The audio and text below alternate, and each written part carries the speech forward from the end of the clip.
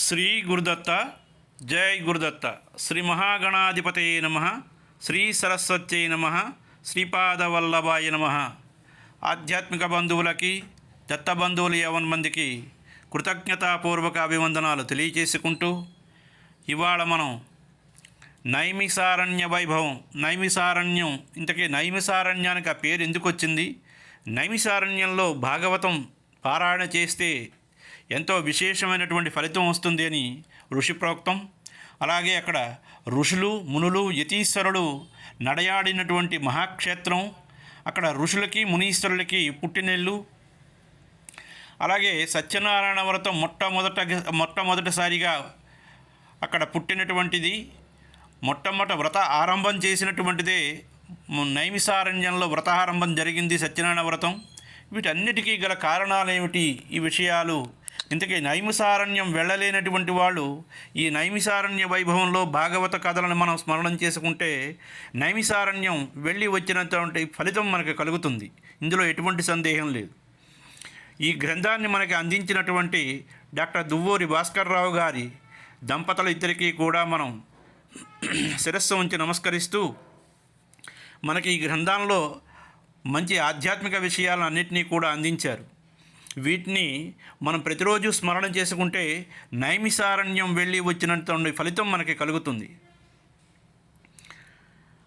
నైమిసారణ్యాన్ని దర్శించేటువంటి యాత్రికులు అంతమంది కూడా తప్పనిసరిగా ఆ గడ్డపై అడుగడుగునా సంచరించే శ్రీమన్నారాయణుని నృషుల్ని స్మరిస్తూ ఆ పుణ్యక్షేత్రంలో భాగవత పారాయణ తప్పనిసరిగా చేయాలి. అటువంటి పారాయణ చేయడం వల్ల ముక్తి సాధనం. కానీ యాత్రికులు ఎంతో నిడివిగలిగినటువంటి భాగవతాన్ని చాలా తక్కువ వ్యవధిలో నైమిసారణ్యంలో పారాయణ చేయాలంటే ఎంతో వ్యయ ప్రయాసతో కూడుకున్నటువంటి పని. అందువల్ల ఈ గ్రంథంలో మనకి భాగవతానికి కిరీటమైనటువంటి శ్రీకృష్ణ చరితామృతాన్ని మాత్రమే అనుబంధంగా అందించారు. భాగవత పారాయణ ఏ పుణ్యక్షేత్రంలో చేసినా విశేషమైనటువంటి ఫలితాలు వస్తాయి. కాబట్టి యాత్రికులు ఈ గ్రంథాన్ని కానీ పారాయణ చేస్తే విశేషంగా ఫలితాలు పొందవచ్చు. చివరలో విష్ణు సాయుధ్యాన్ని పొందుతారు అని గ్రంథకర్త తాలూకా ఫలశ్రుతి మనకిచ్చారు. అయితే నైమిసారణ్యంలో మొట్టమొదటిసారిగా సూతముని తన సహతర ఋషులకు శ్రీ సత్యనారాయణ వ్రతాన్ని ఉద్బోధించి వారందరి చేత ఇక్కడ వ్రత ఆరంభం మొట్టమొదటిసారిగా ఆచరించడం జరిగింది. అందువలన ఈ క్షేత్రంలో సత్యనారాయణ వ్రతాన్ని యథాశక్తితో నిర్వహించడం చాలా శుభప్రదం.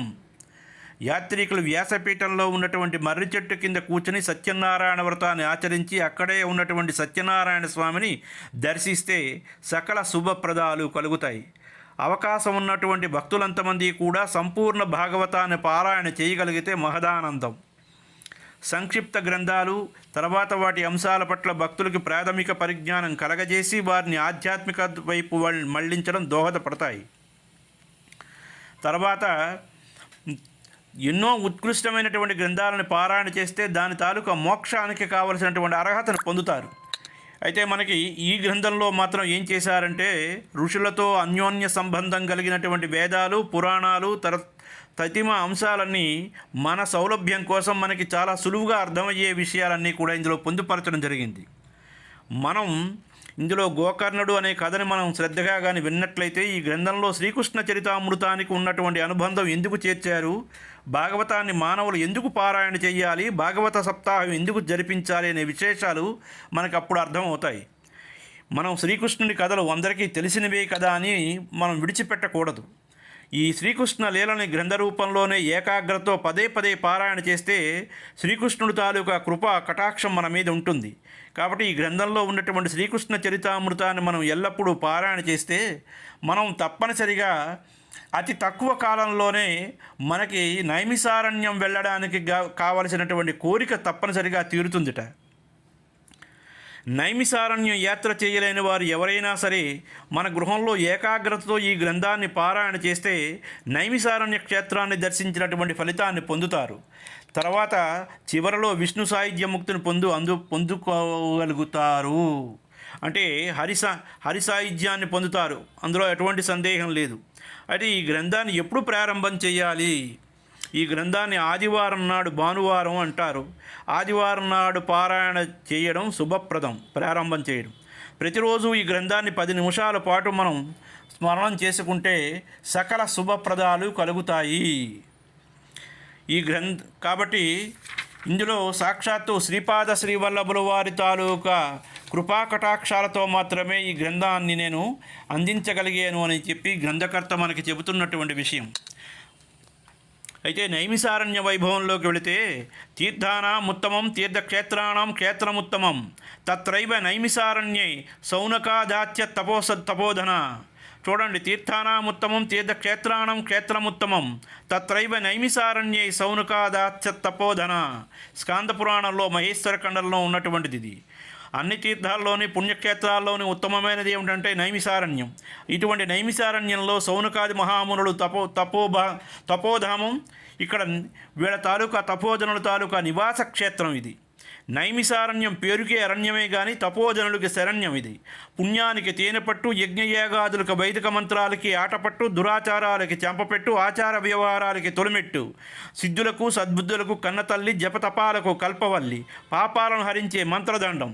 వ్యాసుడు, వారి అనుంగ శిష్యులు సూతుడు, కణ్వుడు, సాండిల్యుడు, మాండవుడు, కశ్యపుడు, గౌతముడు, మార్కండేయుడు, వశిష్ఠుడు, శుకుడు, సౌనకుడు లాంటి మహర్షులు బ్రహ్మవేత్తల నివసించినటువంటి నవవిధ భక్తుల వనం. బ్రహ్మాండ, మత్స్య, కూర్మ, వరాహాద లాంటి 18 పురాణాలు మహర్షుల నాలుకలపై నాట్యం చేయించినటువంటి హైందవ సనాతన ధర్మక్షేత్రం, పుణ్యధామం. మానవాళిలో దైవచింతన పెంచి దైవ సన్నిధికి చేర్చే కథాకథనాలు, శ్రీ సత్యనారాయణ వ్రత కథ లాంటి విశిష్టమైనటువంటి ఎన్నో పుణ్యవ్రతాలు మహర్షుల ముఖస్థంగా జనావళికి చేరవేసినటువంటి దివ్యధామం, పుణ్యధామం. కాబట్టి నైమిసారణ్యంలో ప్రవేశించినటువంటి ప్రతి మానవుడు చివరిలో మోక్షాన్ని పొంది స్వర్గధామాన్ని ప్రవేశించుట తథ్యం. ఇది ముమ్మాటికి సత్యం. భారతదేశం మన ఇల్లు అయితే నైమిసారణ్యం మన పూజాగదిగా భావించుకోవాలి. తరంతి జనాతః పాపేభ్యో ఎత్ర ఆసే తీర్థ. ఎక్కడైతే మానవాళి పాప విముక్తి పొంది సత్య సాధన వైపు, సత్య శోధన వైపు మొగ్గు చూపుతారో అదే పవిత్ర తీర్థం. అటువంటి సర్వలక్షణాలు నైమిసారణ్యంలో దర్శనమిస్తాయి. ఇక్కడ జన్మించి రామచరితమానస్సు రచించినటువంటి తులసీదాసు ధన్యుడయ్యాడు. నైమిసారణ్యంలో ప్రవచించినటువంటి అన్ని వ్రత కథల్లోనూ ముఖ్యంగా మనం వినే ఋషుల పేర్లు 3 వాళ్ళు ఎవరో తెలుసా? వ్యాసుడు, సూతుడు, సౌనకుడు. ఈ మహర్షులు వేదాంగాలని మానవాళికి అందించినటువంటి మహనీయుల్లో వ్యాసుడు మహావిష్ణు స్వరూపుడని విష్ణు సహస్రనామం తెలియజేస్తోంది. వ్యాసులు వారి అనుంగ శిష్యుడు సూతుడు వ్యాస విరచిత పురాణాలన్నీ ఔపోసన పట్టినటువంటి ఘనుడు. సూతుడు అగ్ని సంభవుడు. ఇక సౌనకుడిని కులపతి అని పిలుస్తారు. కులపతి అంటే 4 వేదాలతోని పాటు 6 వేదాంగాలని వల్లెవేసినటువంటి బ్రహ్మవేత్త.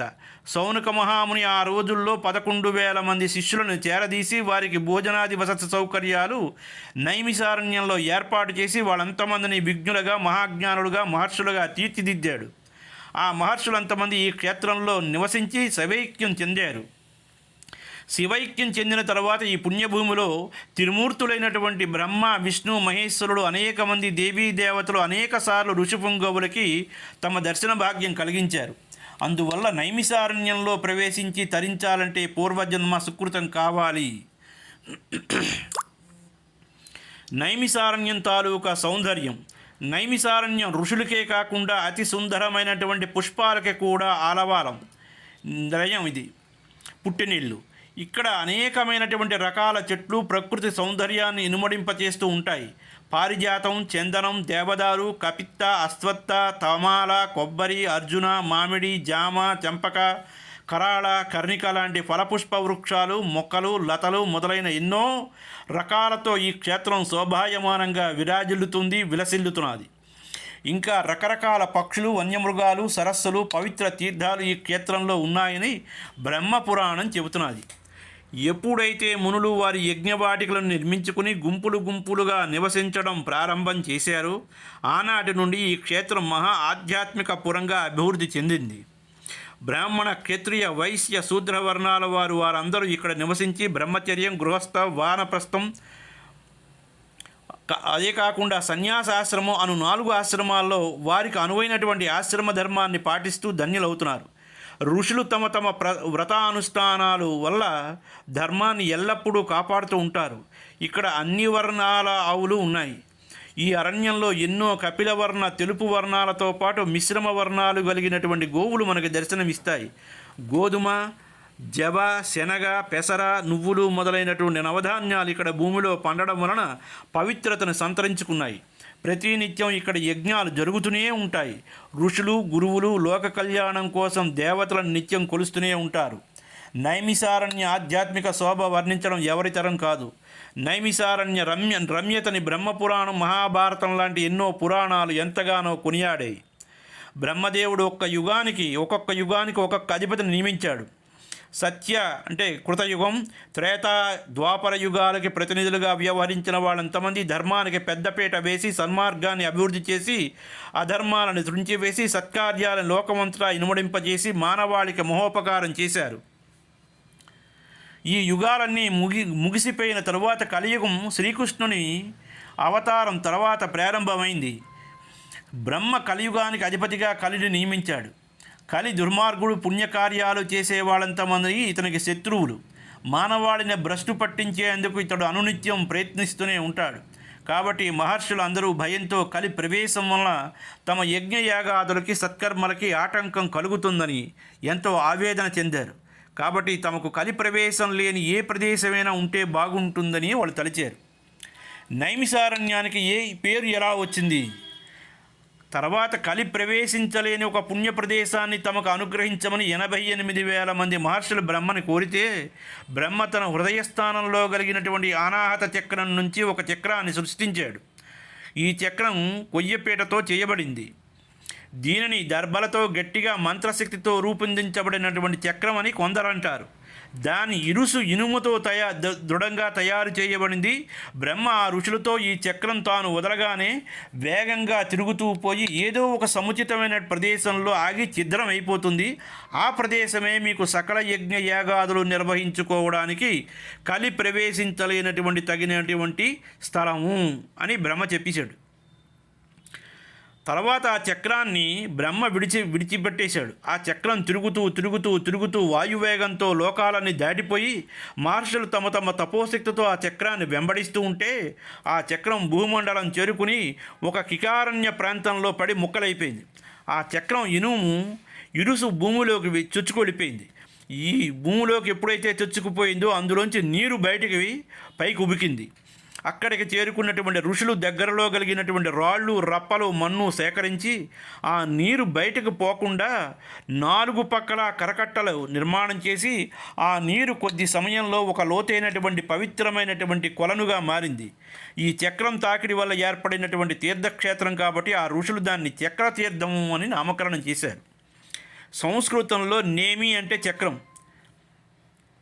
నేమి కికారణ్యంలో పడి ఆగింది కాబట్టి స్థలానికి ఋషులు నేమి ప్లస్ నైమిసారణ్యం అని పేరు పెట్టారు. నిమిషం లేనివారు అనగా రెపపాటు లేనివారు అని అర్థం. అనిమీషులు అంటే రెపపాటు లేనివారు అనగా దేవతలు. నైమిషం దేవతలు కాబట్టి నైమిషం. అనిమిష క్షేత్రం అంటే దేవతలు నిరంతరం నివసించే ప్రాంతం అని అర్థం. అంటే రెప్పపాటు కూడా వెయ్యకుండా వాళ్ళు ఎప్పుడూ కఠోర సాధన చేస్తూ అదృశ్య రూపంలో సంచరిస్తూ ఉంటారు నైమిసారణ్యంలో. ఇది మనం తెలుసుకోవలసినటువంటి విషయం. ఒక్క నిమిషంలో రాక్షస సంహారం. ఏవం కృత్వా తతోదేవ మునిం గౌరవముఖం తదా ఉవాచ నిమిషేణేదం నిహతం దానవం బలం. అంటే ఇక్కడ అరణ్యేస్మిన్ తతస్తే తన్నేమిషారణ్య సంగీతం భవిష్యత్ యథార్థం వై బ్రహ్మాణానాం విశేషణం అని వరాహ పురాణం చెప్పింది. శ్రీహరి వరాహ రూపంలో హిరణ్యాక్షుని సంహరించిన తర్వాత అసంఖ్యాకమైనటువంటి రాక్షస గుణాలతో నిండినటువంటి అతని సైన్యం శ్రీహరిపై దండెత్తితే స్వామి తన చక్రాయుధంతో ఒక్క నిమిషంతో వాళ్ళందరినీ వధించాడు.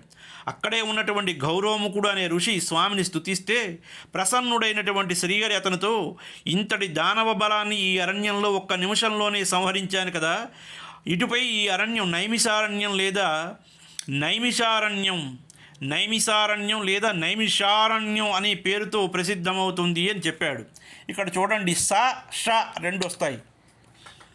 ఈ విషయాన్ని నైమిషారణ్యం వేరువేరు సందర్భంలో బ్రహ్మ విష్ణువులు సంయుక్త ప్రయత్నంగా ఏర్పడినట్లు వరాహ పురాణం ద్వారా మనకు తెలుస్తున్నది. నేడు వాడుక భాషలో దీనినే నింసర్ అని పిలుస్తున్నారు. నింసర్ అని నైమిసారణ్యం గురించి పురాణాలు ఏమి చెబుతున్నాయి, ఆ విషయాలు మనం ఇక్కడ ఒకసారి మనం తెలుసుకుందాం. అన్ని తీర్థాల్లో ఉత్తమమైనది నైమిసారణ్య తీర్థం. ఇక్కడ తపస్సు చేయడం వలన స్వర్గప్రాప్తి కలుగుతుంది. స్వర్గప్రాప్తి కలుగుతుందన్న మాట పక్కన పెడితే, మనం ఇక్కడ పారాయణ చేయడం వలన మనకు ఉన్నటువంటి అన్ని సర్వగ్రహాల తాలూకా పాపాలు ఉపశమించి మనకి సర్వశుభప్రదాలు కలుగుతాయి. ఇక్కడ పుణ్యస్నానం చేసిన వారికి స్వర్గంలో చోటు కేటాయించబడుతుంది. అతి పవిత్రమైనటువంటి తీర్థం నైమిసారణ్యం. ఇక్కడ పిండ ప్రదానం, పితృశార్థం చేసినట్లయితే పెద్దలకి వైకుంఠ ప్రాప్తి లభిస్తుంది. మహాలయ పక్షాల్లో ఇక్కడ తీర్థంలో దానం చేసినట్లయితే పూర్వీకులు కల్పాంతరం సంతృప్తులుగా ఉంటారు. ఇక్కడ 12 సంవత్సరాలు ఎవరైతే తపస్సు చేస్తారో వారికి బ్రహ్మలోక ప్రవేశం కలుగుతుంది. ఇది పుణ్యభూమి, ఈ తపోభూమి, ఈ భూమి మోక్షప్రదాయని. ఇక్కడ అతి శీఘ్రంగా సిద్ధిని ప్రసాదించగలిగినటువంటి పుణ్యభూమి. ఎవరైతే నైమిసారణ్య తీర్థాన్ని గురించి ఆలోచన చేస్తారో వారు పాపాల నుంచి సగం విముక్తిని పొందుతారు. దర్శించిన వారికి పూర్తి పాప విముక్తి కలుగుతుంది. ఎవరైతే నైమిసారణ్యం విశేషాలను వింటారో వారికి కూడా ఇందులో సగం ఫలితం వస్తుంది అని మనకి ఋషి ప్రోక్తం. ఇందులో ఉన్నటువంటి పురాణాల తాలూకా విషయం. ఇక్కడ ఇహలోక కోరికలు తీరడమే కాకుండా పరలోక సిద్ధి కూడా త్వరగా లభిస్తుంది. ఈ నైమిసారణ్యం బ్రహ్మ నివసించే ప్రదేశమే కాదు, ఆయనకి అతి ప్రీతిపాత్రమైనటువంటి ప్రదేశం, క్షేత్రం ఇది. మేష సంక్రాంతి నాడు సూర్యుడు మేషరాశిలో ప్రవేశిస్తే ఆ రోజున ఎవరైతే నైమిసారణ్యంలో బదరికాశ్రమంలో పుణ్యస్నానం చేస్తారో వారికి స్వర్గద్వారాలు తెరచి ఉంటాయన్నది నమ్మకం. మేష సంక్రాంతి 12 సంవత్సరాలకు ఒకసారి మాత్రమే వస్తుంది. మకర సంక్రమణం ఉత్తరాభాద్ర చతుర్దశి తిథి మంగళవారం కలిసి వచ్చిన నాడు ఇక్కడ పూజ, హోమం, జపం చేసిన వారికి దేవతలు ఎంతో ప్రీతితో వరాలు ఇస్తారట. శివుడికి ఎంతో ప్రీతిపాత్రమైనటువంటి ప్రదేశం నైమిసారణ్యం.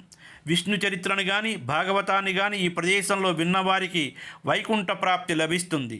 భోగాన్ని, మోక్షాన్ని రెండింటినీ ప్రసాదించగలిగినటువంటి ఏకైక తీర్థం ఈ నైమిసారణ్యం. అయ్యా, ఇక్కడికి ఇది సమాప్తం. తరువాయి భాగం తర్వాత